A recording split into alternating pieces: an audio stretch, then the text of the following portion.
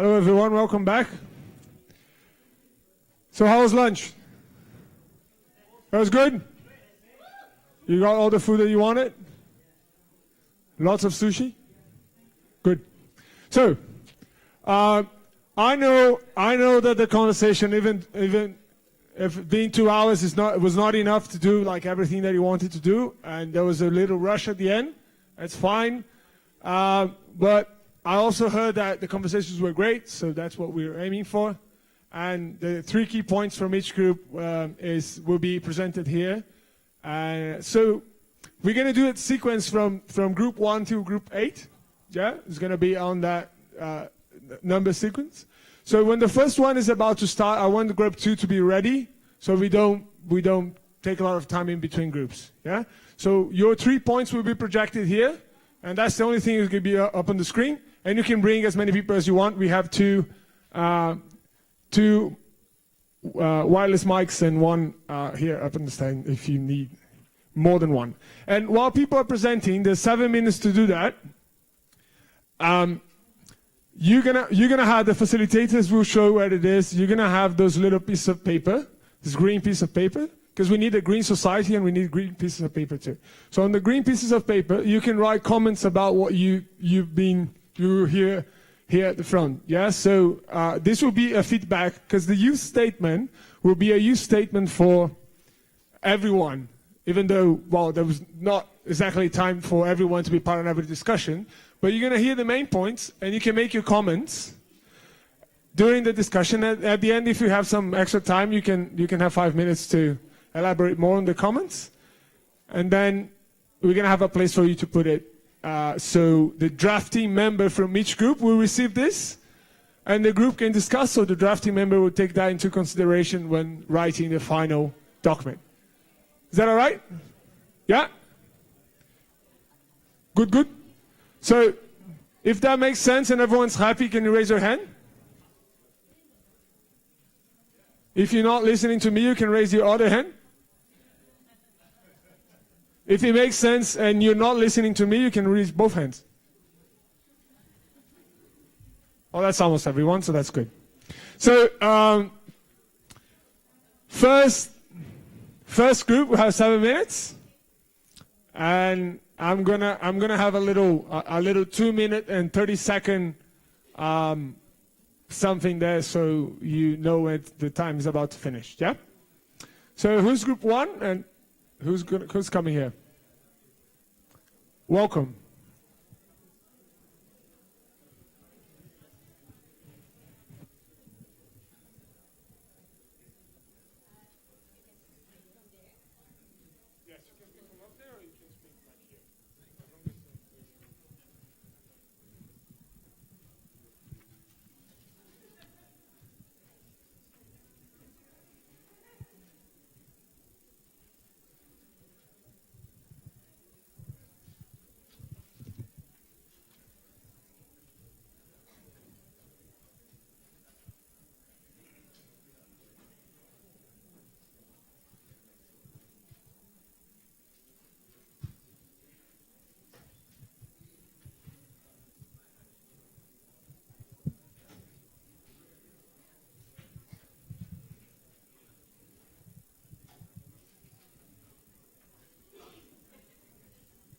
All of you have to predict which one is our first recommendation.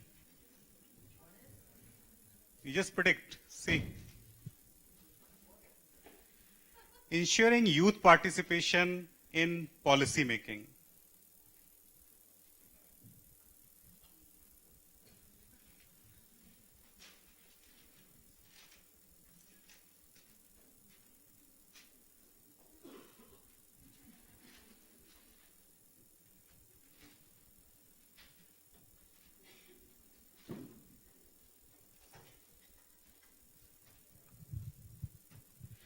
Ensuring participation in policy implementation, critical evaluation, evidence-based monitoring.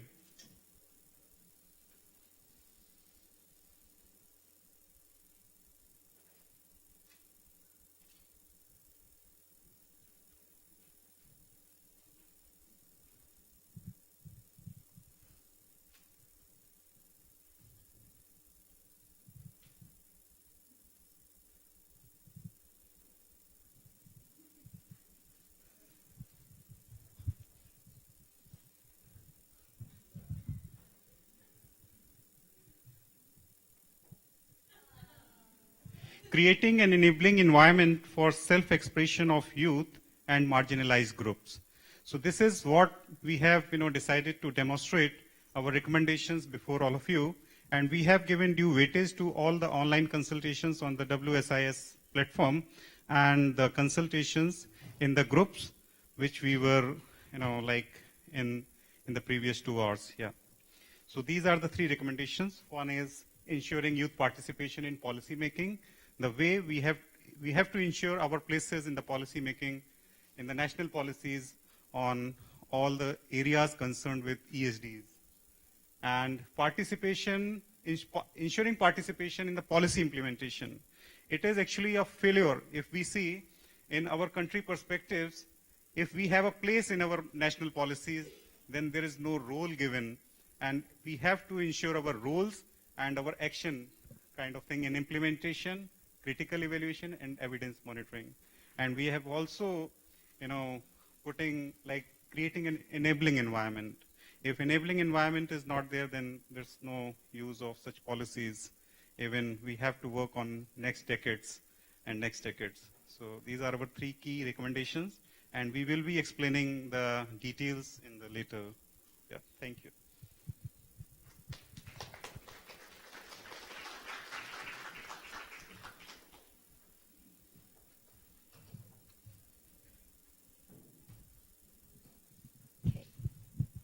So while Augusto is coming back, let's have group 2.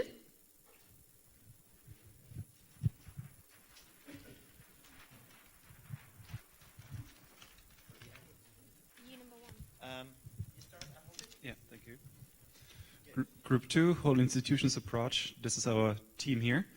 We used a relatively simple facilitation technique. First, we went through the draft outline that Seabrin and I prepared based on the online discussions, discussed every point to make sure that everybody's on the same page. Then we gave everyone 3 post-its, a green one, a blue one, and a pink one. And then everybody had to write down their priorities. So green was priority number 1, priority recommendation 1, recommendation 2, recommendation 3.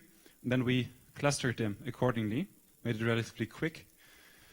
Because the picture that emerged was pretty straightforward. So you see most points here with regards to the institutional support, which we made recommendation 1. Provide institutional support, resources, and legitimacy for youth leadership. So basically everything that relates to giving youth a mandate, giving them resources, giving them office space in schools and universities to work on it. And we kicked out 2 recommendations, which was with regards to the curriculum, because this comes in another group, and with regards to evaluation, because it's also cross-cutting. And then we had 2 more recommendations, which Sibrin and Anna are going to talk about now. Great. All right. Second recommendation was to create synergies between internal and external ESD initiatives. What do we mean by that? That if you have a whole institution approach, you want to involve everyone. So you want to integrate efforts across departmental and community boundaries.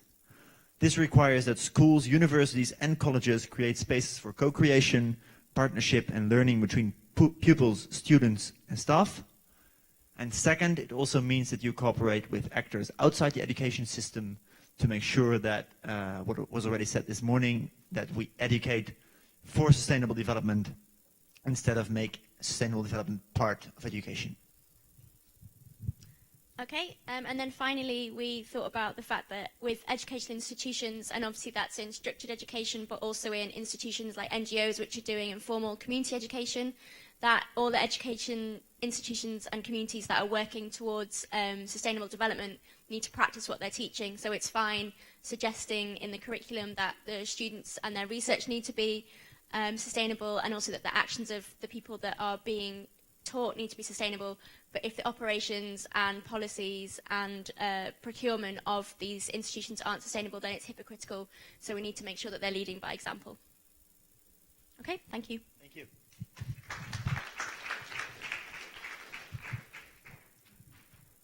Thank you. Group number 3. Guys have got to act. Okay.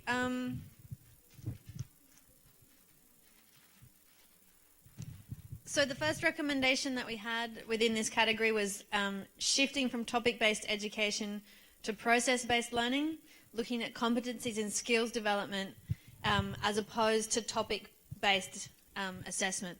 And then looking to evaluate these based on locals' perspectives and moving from test-based evaluations to evaluations based on progress. And so within that, which we know is quite long and we're going to cut it down, we're talking about the importance of more participative, active learning. So that was a really common theme that came out. Having the learning framework shift then from what we're looking at where you become experts and specialists based on topics to having youth and the students develop the skills that they need to actually move forward in an information-rich age, but where we need to be maneuvering within that space in a more intelligent way. So the critical thinking skills, the analysis skills, the communication collaborative skills. The second one is fostering the emergence of learning communities that provide safe spaces for the development of sustainability facilitators. So really looking at how we shift from this concept of the traditional educator and trainer into a facilitator that has more of a co-learning environment. So less of someone here and all the rest of you there, and into more participative processes again. We had a great phase which was think locally, act globally, and looking at how these learning centres can actually, that the context and the content that's given through the sustainable education is actually really locally, specific locally. So rather than having kind of the content coming from on high, it's the processes, and then the content is driven locally based on the issues, and also pulling in local wisdom and traditions that can help inform those policies. The third one is diversifying support mechanisms to ensure a long-term commitment towards the co-creation of locally sustainable networks.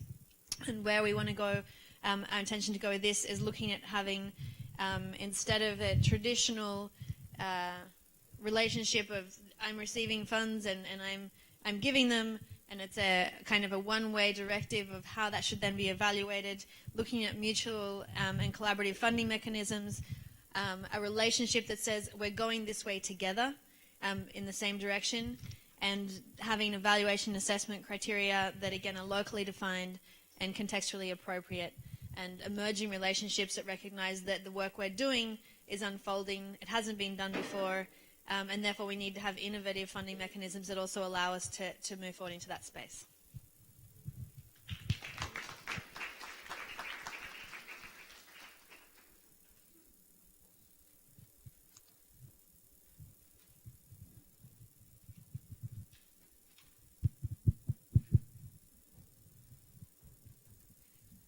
Before we go into the recommendations, my colleagues here will explain to you, but we thought it was important to actually explain what innovative learning is for us, what innovative learning we are advocating for.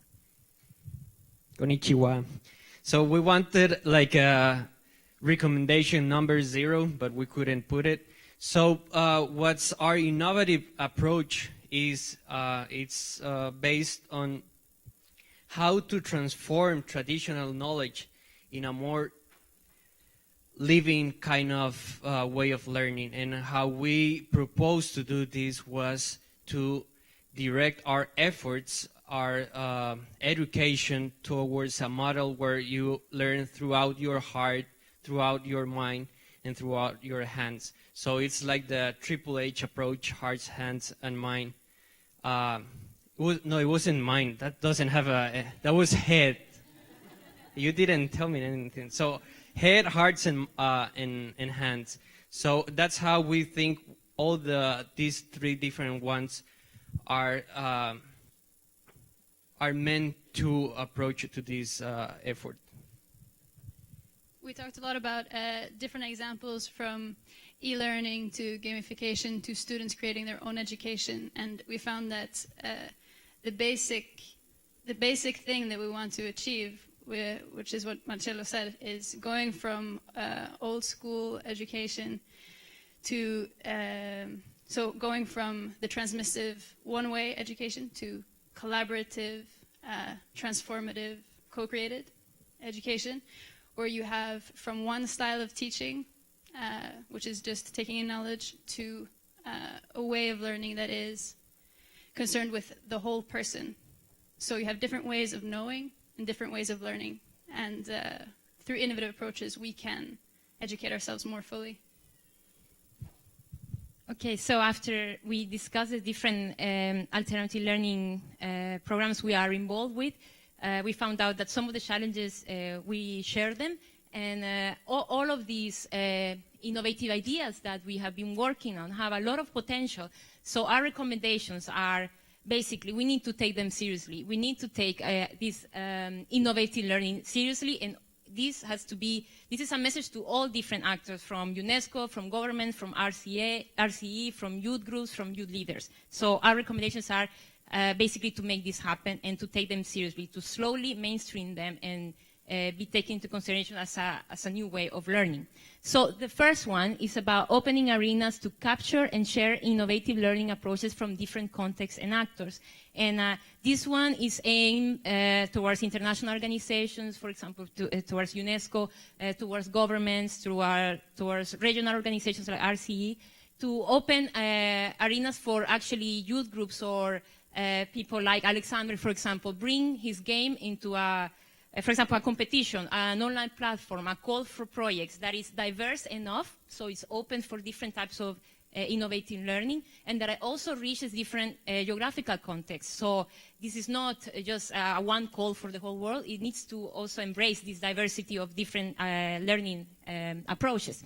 So the call is there, and then so also the youth has a role in actually responding to these calls and being encouraged to put forward their ideas and their projects. But these platforms are not just for sharing. They need to be aimed to make these projects happen. The second one is commitment from relevant actors to actually test these selected innovative learning approaches, to implement them and test them, to monitor them, to evaluate them, and take the lessons from these innovative projects. So, for example, Alexander's game gets selected, and then 15 schools are committed to test it for 1 year, and then we get the lessons from it. And then, then we have the third one, which is actually once the game has been refined, we need to make sure that it's accessible to all, and that is slowly mainstream as another way of learning, so people can actually be aware of it, but also be able to implement it and be part of the learning part. And I think this one is aimed at international donor organizations. They need to take seriously as well this type of alternative learning, innovative learning. There needs to be a commitment from the government as well to take it seriously and to include it as part of their funding and programs. There needs to be commitment of even community-based organizations that implement it, and then they could share it with other community-based organizations that are sharing the same context and same problematics. So this one is more encompassing commitment at different levels.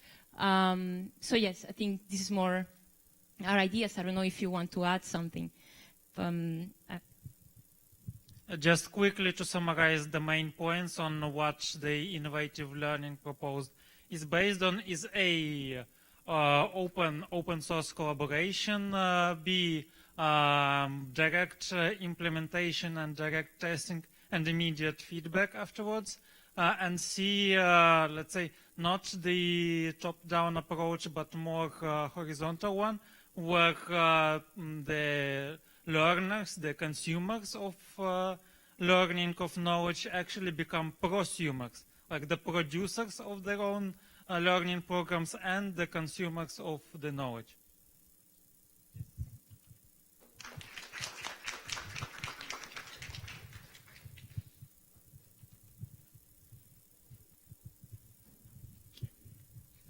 Next group. 5, local communities.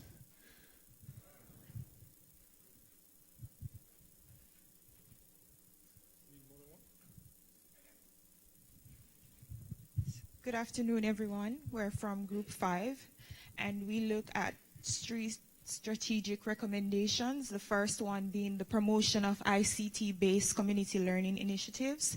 Secondly, we focused on community-based approach. And thirdly, we thought about promoting public-private partnerships. So to add on the promotion of ICT-based community learning, I would like to show one of the projects which I'm involved and I'm managing. there's a short 1-minute video which we would like to show you all. In Sri Lanka, many take on odd jobs for a living. Without proper education, better job opportunities are closed, especially to those in rural areas. In collaboration with the Ministry of Education, Dialogue Asiata launches the Digital Bridge. By providing educational programs through satellite television, almost 500,000 rural students gain access to a new world of knowledge.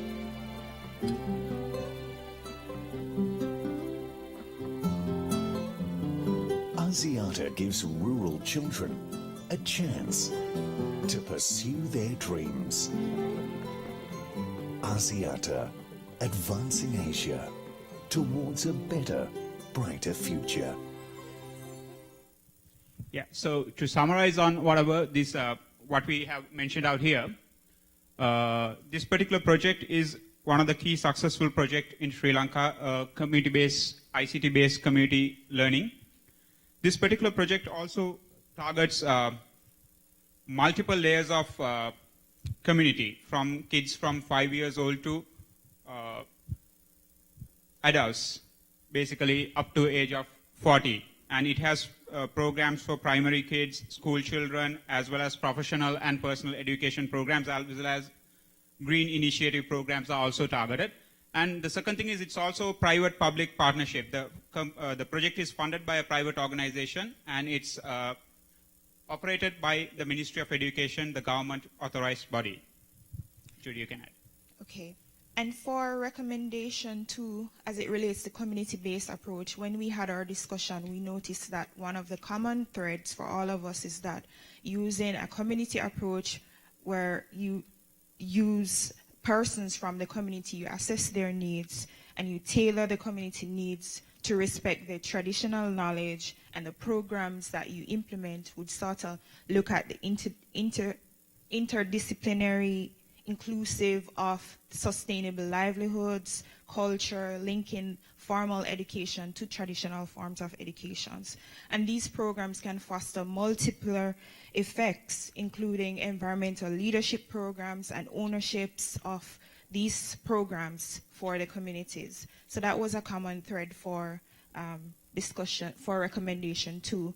And for public and private partnership, a common problem that we noticed was that persons within our communities from our respective countries, they became somewhat uninterested in some of the programs because a lot of persons were doing the same thing, so they become frustrated.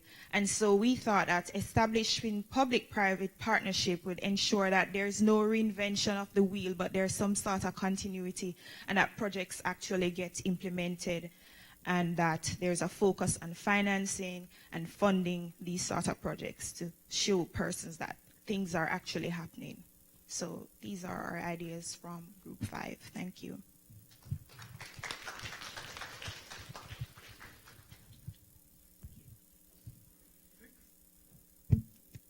Six? After 5, 6, I guess.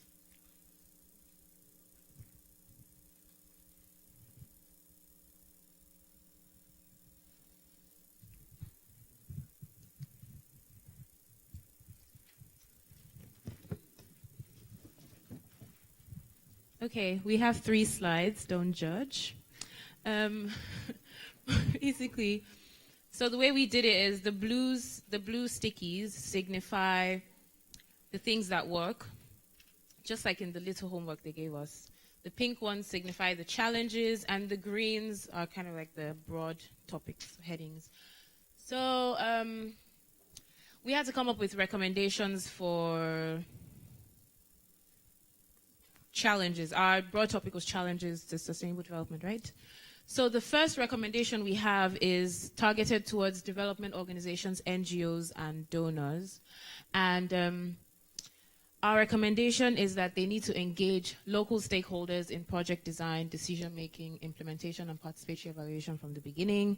And more than just engage them, they need to, local stakeholders need to be at the base of what's being done. It's kind of similar to what Group 5 was saying. And we also discussed how many projects have failed in the past from international organizations because it's been the West or international development organizations imposing their ideas without necessarily taking into account the contextual specificities or the characteristics of different contexts. There is no one size that fits all in sustainable development, and that applies to ESD as well. And we also discussed how we must not romanticize indigenous knowledge. So while indigenous knowledge is great and we need to involve it, it's not as if it's the ultimate solution. It has its problems too, but we need to take these into account so that they can work. Yeah. Our second recommendation was to the academic community. Basically, we noticed that one of the main problems was communication and making the message relevant to many different interest groups. So we suggested starting at a very young age.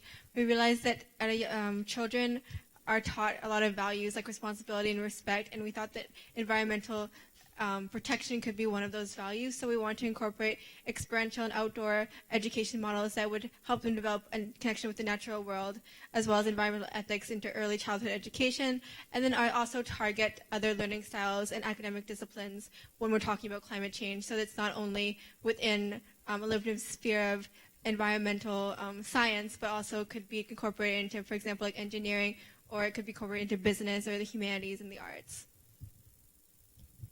So for the third point, I'm going to read what we wrote, and it's for all stakeholders, and then I'm going to go into what we're talking about into a bit more detail.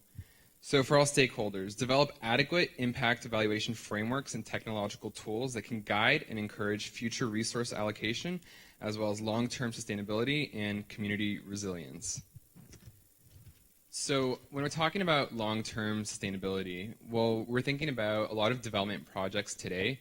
They have a 5-year, and if they're lucky, maybe a 10-year focus. And when we're talking about a lot of the design for certain projects, what we have in mind is 30 years, 40 years, 50 years down the line. If we're talking about road rehabilitation or building of bridges, you need to keep in mind climate change events that could happen down the line. We also had in mind practical challenges. So, funding is a big issue. How do you overcome the short-term funding cycles for projects? And what we thought of was developing indicators that can be used for targeted funding down the line. So indicators that can be used once a project is finished and once certain objectives have been met. How can indicators be used for other projects? How can those be shared down the line for future funding? And we wanted to also include language regarding resilience because a lot of communities that are targeted today, on the surface, they may be doing well, but when we're talking about resiliency, we're talking about a community's ability to react to certain events. And so if a community is vulnerable right now, they might not be showing those vulnerabilities. So how can you shore up a community's ability to respond to potential hazards down the line? So those were the points we had in mind. Yeah, sure. Okay.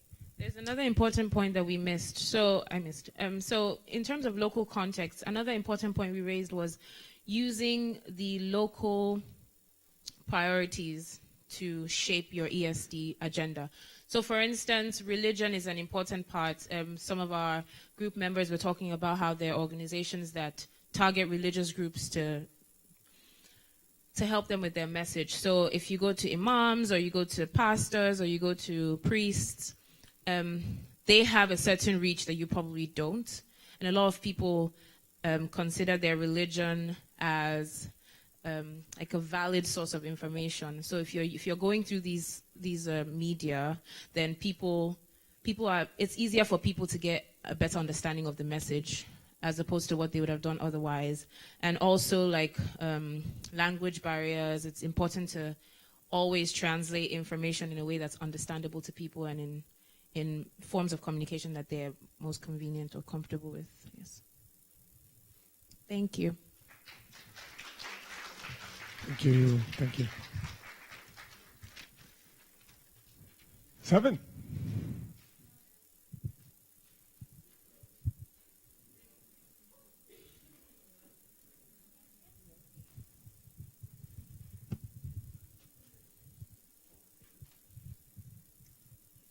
Okay.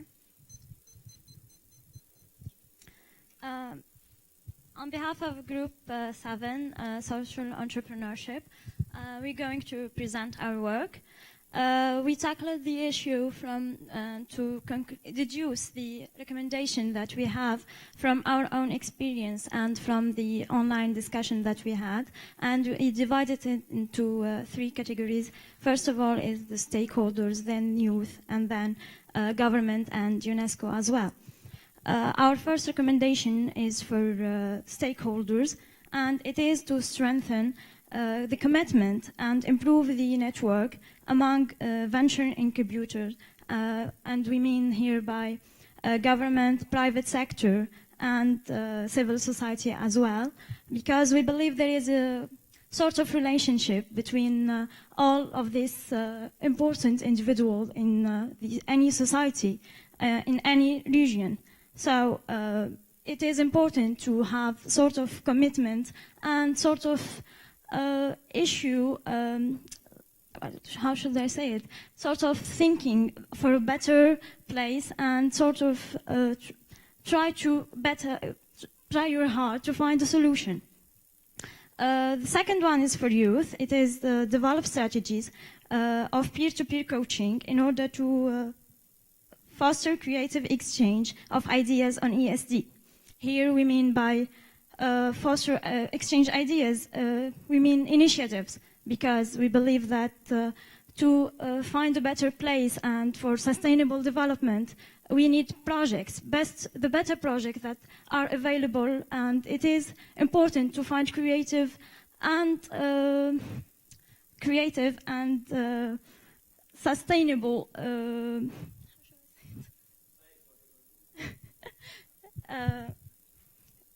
sorry. Let me help her.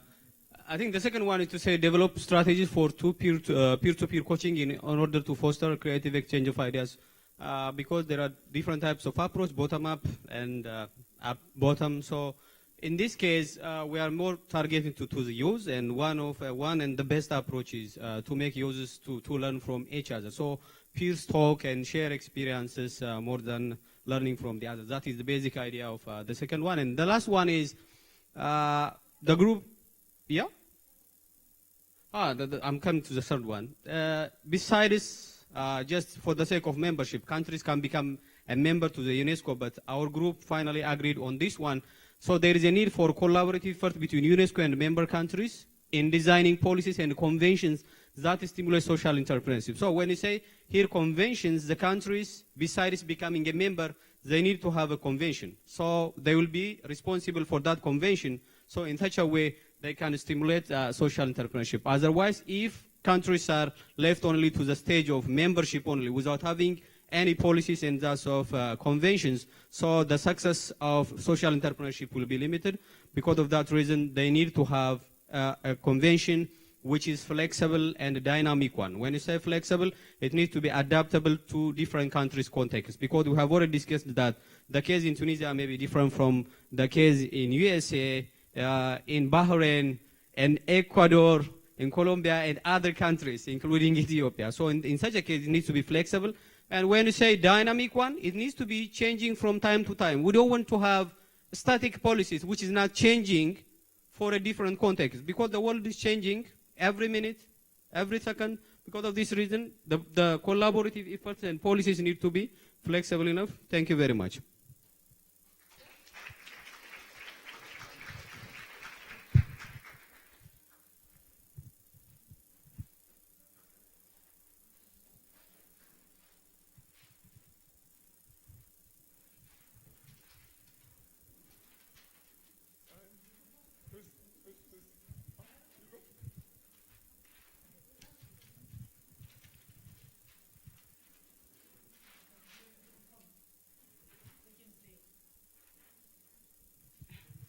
Okay, thank you very much. This is Group 8. And here we have, I'll ask my good gentleman to lift it up higher. We have one of the trees in the tropical rainforest. It's a healthy, peaceful, diverse tropical rainforest. Yesterday we discussed what we envisage as the global youth as our ultimate, vision. And in those discussions, we agreed that we wanted equality, we wanted happy hearts and happy faces, we wanted peace, love, one globe, one love. And in order for that to happen, we need to be able to embrace diversity and to be able to support marginalized groups. So on this tree we have the roots. What should our policy or plan of action be rooted on with regards the issue of marginalized groups and women? Firstly, we said it's important for us to prioritize the issue of capacity building, mainstreaming education for sustainable development into the formal school curriculums. In formal education, we said integration is very key. The second route would be around acknowledging, and this is very important and linked to our first point, acknowledging and promoting positive indigenous practices, because we know that our people, our indigenous people, have always taken care of the environment. And it is the multinational companies that come and destroy our rainforests. And you need to put it into perspective that our people need to be acknowledged and supported, and that our policies should be able to respond and support the development and the evolvement of existing indigenous knowledges. The second one is eliminate political, religious, and cultural fundamentalisms that instill fear and disempower marginalized youth. I'll move on to the other points. So these are just points of our discussion, and I'll refer as when applicable. Heal our economies is the third one, very important. Eliminate poverty. Embrace, adopt, enabling economic policies that are not exploitative, which widen the gaps between the rich and the poor, but are embedded in ESD principles. And that is linked to number 2, promote enabling economic policies and provide resources, build capacities among marginalized groups to sustainably harness the environment. And the last one, the last of our recommendation is integrate ESD into the formal and informal curriculums, which I've already mentioned, capacitating and empowering marginalized groups for a sustainable future. And this tree branch just represents how we are going to achieve that through instituting a joint multi-stakeholder frameworks, coming up with clear implementation plans, moving from paper to practice, putting in place clear M&E systems, but really to draw back your attention to this very important slide, because those are our key recommendations. Thank you very much.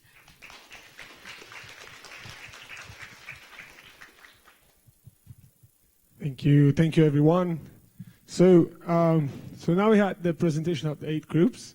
So we will take some time, now it's 2:37.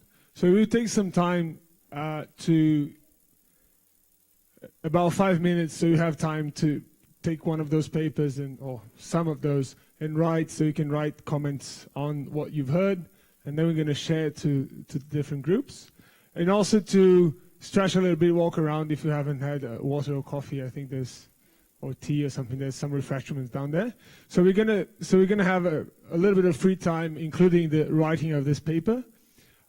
Please give this after you finish to your facilitator that's close to you. And the facilitator will, there's a little boxes, and the facilitator will actually give this to the group that you're addressing your comment. And if the group wants to take this time as well to have a conversation about the comments that come in, you can make a little circle and have a conversation about that.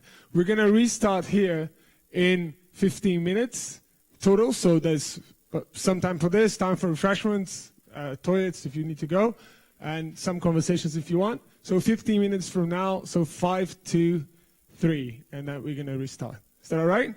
Okay, let's go.